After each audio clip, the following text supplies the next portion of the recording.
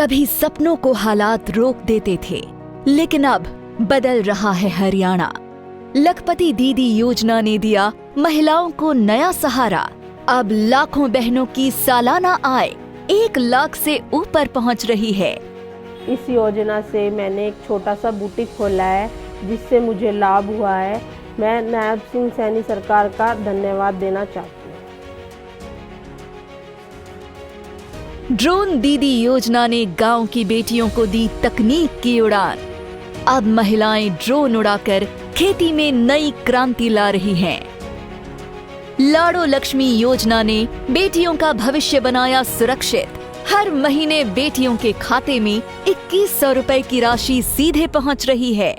बेटियों को आर्थिक रूप से सशक्त करने के लिए दीनदयाल लाडो लक्ष्मी योजना वो शुरू की है। इसके तहत उन्हें हर माह 2100 रुपए की वित्तीय सहायता दी जा रही है। विकास में महिलाओं की भागीदारी सुनिश्चित करने के लिए हमने उन्हें पंचायती राज संस्थाओं में 50% प्रतिनिधित्व दिया है।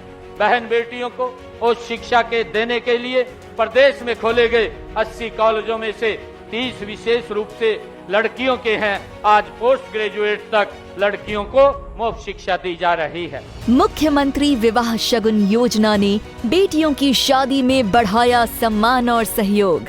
अब 71,000 रुपए तक की शगुन राशि से बेटियों का विवाह हुआ और भी गरिमामयी। जब महिलाएं आत्मनिर्भर हों और बेटियां सुरक्षित, तभी सशक्त होगा हरियाणा। अपने लिए जिए तो क्या जिए, तू जी ए दिल जमाने के लिए। आनंद उसी जीवन में है जो सबके लिए जिया जाए, औरों के लिए भी जिया जाए।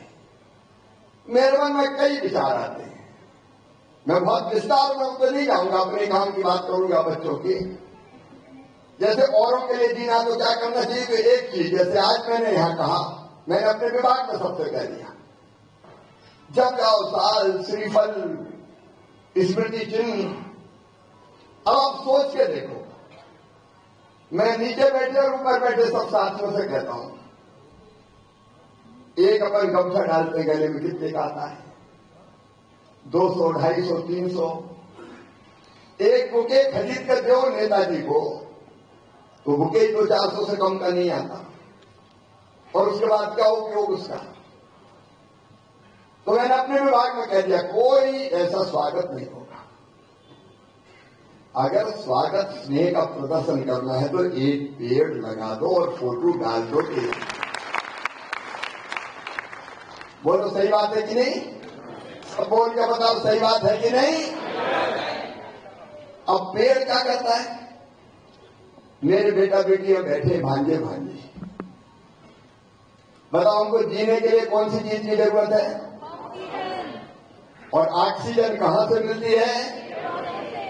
पेड़ नहीं होंगे तो ऑक्सीजन मिलेगी क्या? और ऑक्सीजन नहीं मिलेगी तो हम जिंदा रहेंगे क्या? जिंदा रहने की कितनी सामान्य बात है, हर बच्चा जानता है। जीवित रहने के लिए जरूरी है ऑक्सीजन, और ऑक्सीजन देते हैं पेड़।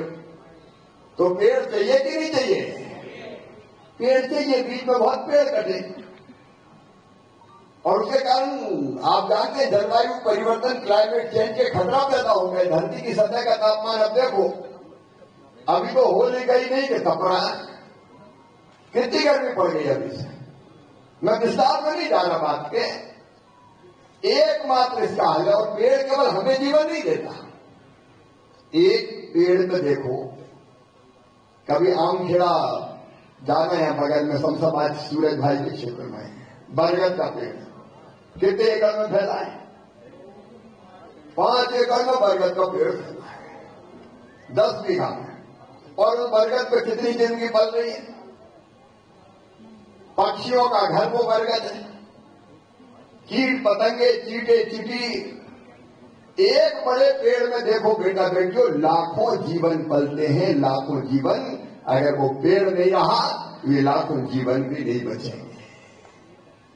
तो पेड़ हमारे लिए तो जरूरी है, पक्षियों के लिए, कीट पतंगों के लिए, चीटे चीटी के लिए, सबके लिए पेड़ जरूरी है। और वह पेड़ होते हैं तो बरसात आती है, बरसात आकर्षित करते हैं, बरसात की तो फसल अच्छी होती, तो जीने के लिए भी जरूरी है और पेट भरने के लिए भी जरूरी है। पेड़ मिट्टी का कटाव रोकते हैं, और इसलिए एक पेड़ अगर हमने लगाया तो कितनी, धरती की सबसे बड़ी सेवा अगर कोई है तो वो पेड़ लगाना है। धरती पर रहने वाले जीवन की सबसे बड़ी तो पेड़ लगाना है, और इसलिए हमने कहा पेड़ लगाना शुरू करें। और मैं तो रोज ही लगाता हूं। मैं आप सबसे कह रहा हूं बेटा बेटियों, और मेरे जो हमारे सामाजिक और राजनीतिक कार्यकर्ता नेता बैठे हैं, कि रोज मत लगाओ, लेकिन जन्मदिन के दिन तो जरूर पेड़ लगा दो। जितनी ऑक्सीजन हमें जीने के लिए जरूरी है उतनी सांसों का इंतजाम तो हम कर लें कम से कम, और इसलिए पेड़ लगाने का क्रम चालू हुआ। लेकिन साथ में कई विचार और आते हैं। एक बार मैं विदिशा से जा रहा था, रामलीला जब मैदान है बगल तिराहे से, तो मुझे आवाज लगाई।